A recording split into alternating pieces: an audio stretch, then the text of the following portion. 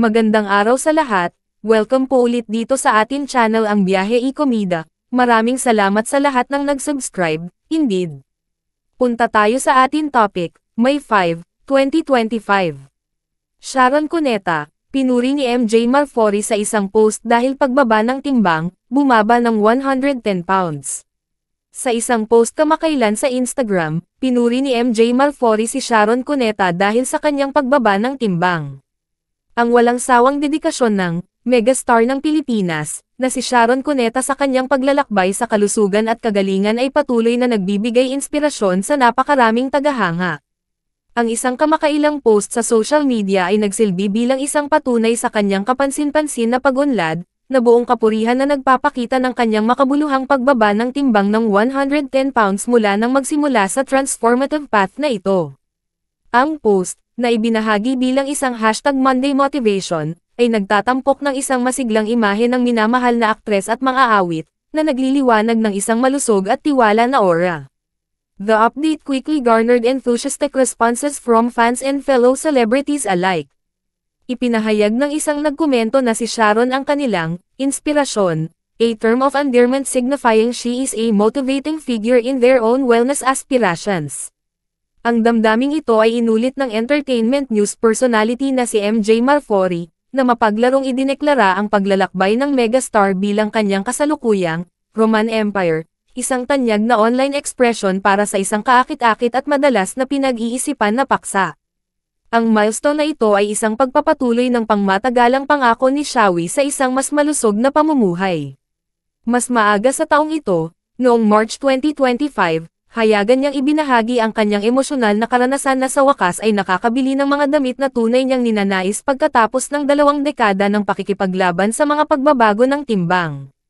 Inihayag niya na naabot niya ang isang sukat na 24 sa kanyang pinakamabigat, isang punto na nag-trigger ng tunay na pag-aalala para sa kanyang kalusugan.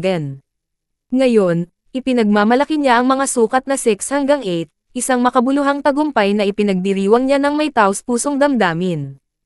Ang paglalakbay ng megastar ay hindi isang mabilis na pag-aayos ngunit sa halip ay isang unti-unti at napapanatiling pagsisikap na sumasaklaw sa ilang taon. Sa isang pakikipanayam noong 2021, binigyang diin niya na ang kanyang pagbaba ng timbang ay isang mabagal ngunit matatag na proseso na nagsimula noong January 2016. She revealed that her motivation stemmed from a deep personal commitment to her health, driven by her desire to actively engage with her future grandchildren and her younger children. She expressed a wish to fully participate in their lives and not miss out on any experiences. Habang siya ay prangka tungkol sa hindi pagiging isang regular sa gym, natagpuan ni Shawi ang mga aktibidad na siya ay nag-e-enjoy, tulad ng swimming, at pagtuon sa maingat na pagkain. Ibinahagi niya na hindi niya ganap na alisin ang mga carbohydrate ngunit makabuluhang nabawasan ang kanyang pagkain, na nakatuon sa pagsasanay sa kanyang katawan upang makaramdam ng pagkabusog sa mas kaunting pagkain. Notably, she mentioned that rice is not her weakness, but bread was something she consciously reduced in her diet. Sa kabuuan ng kanyang paglalakbay, ang megastar ay naging bukas tungkol sa emosyonal at pisikal na mga hamon, kabilang ang mga nakaraang karanasan sa mga crash diets na nagresulta sa rebound weight gain. Ang kanyang kasalukuyang diskarte ay nagbibigay diin sa katamtaman at isang napapanatiling pagbabago sa pamumuhay. Ang kanyang transparency at katatagan ay malalim na umalangaw-ngaw sa kanyang mga tagasunod, na marami sa kanila ay nakakahanap ng inspirasyon sa kanyang dedikasyon at katapatan. Ang pinakabagong pag-update na ito, na nagdiriwang ng isang kapansin-pansin na 110-pound na pagbaba ng timbang, ay nagsisilbing isang malakas na paalala ng kanyang pangmatagalang pangako sa kanyang kalusugan at patuloy na nag-uudyok sa kanyang mga legion ng mga tagahanga sa kanilang sariling mga personal na paglalakbay. Bisitahin ang Instagram nila at Sharon Cuneta at MJ Marfori at i-follow ito para sa mga bagong celebrity interview. Para ito ang hot topic na lahat. 6 pounds! Wala naman! Meron! Maniwala kayo! Ba't naluwag ng pants? Masikip na, di ba kanina? Ano ba? Parang wala namang 6 pounds na gini. Meron. As God is my witness. Nag-weigh kami ni Yaya eh. Sabi ko, Yaya, kain ako So, na kain. anong dinner mo? What's your dinner like? Normal now. Tagal na. Mga 1 month na ako normal na kumakain. As in rice? Pero hindi ako makain eh. Mga half rice din. Maulam ako. Ulam, tsaka tinapay, mantequilla, Oh my gosh, I love cheese, yan. First time, ay, nabigay na sa mga kaibigan, kamag-anak. So, ilan na talaga yung size ng pants mo? Ito, this is a 6. Wow!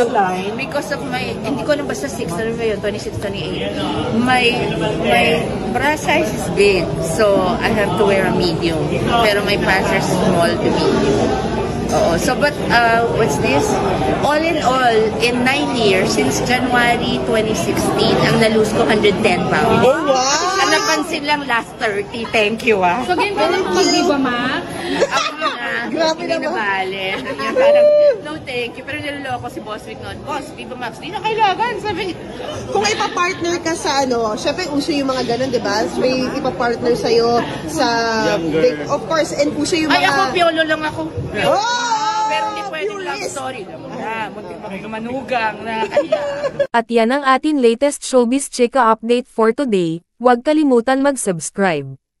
Click the notification bell for more showbiz chika updates. Like and share the video at suportahan po ang atin Facebook page. Maraming salamat sa lahat ng nag-subscribe. Indeed. Magandang buhay sa lahat. Adios.